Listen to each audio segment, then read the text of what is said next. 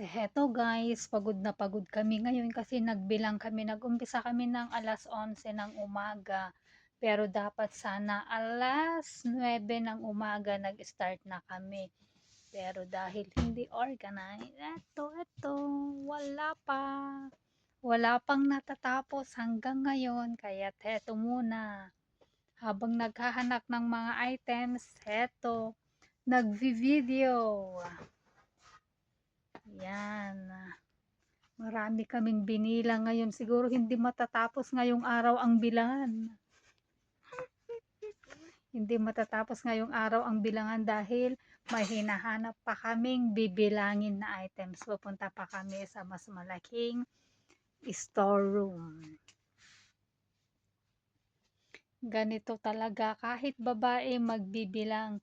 Walang babae at lalaki, maalikabok man o hindi. Kailangang magbilang para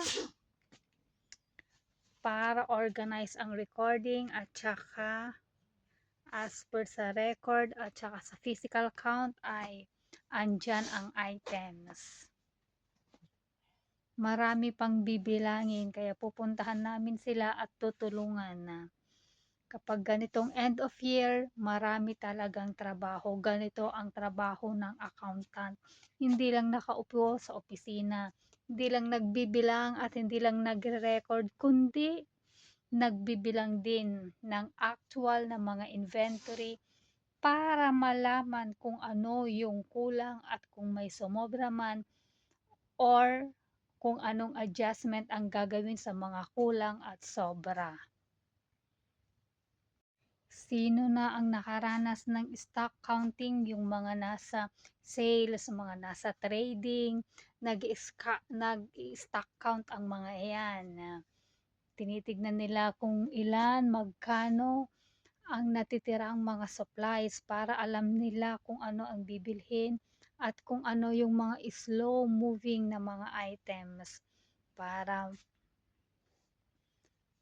para sa cost system niya at makontrol ang mga gastusin ng kumpanya. Kaya dapat talaga may inventory para alam kung ano yung mga saleable, yung mga laging nagagamit at saka yung mga hindi naman nagagamit na nabibili. Yan, kung paano natin cost efficient na pamamalakad, maiiwasan ang sobrang gastusin na dapat sana'y ginagastos sa iba at hindi sa mga inventory na hindi naman nagagamit.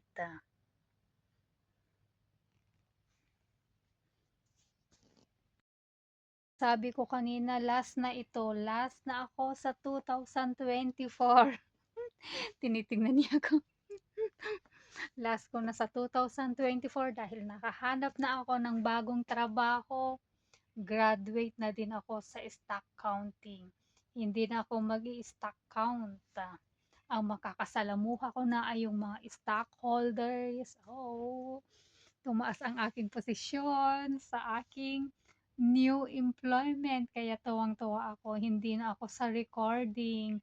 Nasa supervision na ako. Kaya I'm so happy. Graduate with medal.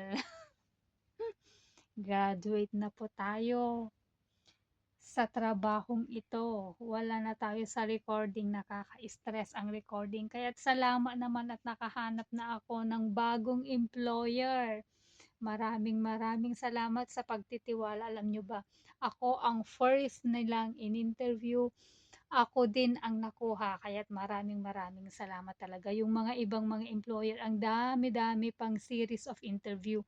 Pero ako, one lang, minsan lang ako na-interview at tanggap na. Kapag nakita talaga na, oh, Pinoy to, magaling magtrabaho, alam kung paano magtrabaho, kaya't walang duda, kaya't salamat sa pagtitiwala.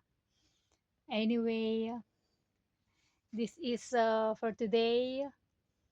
Kita-kits sa susunod nating upload.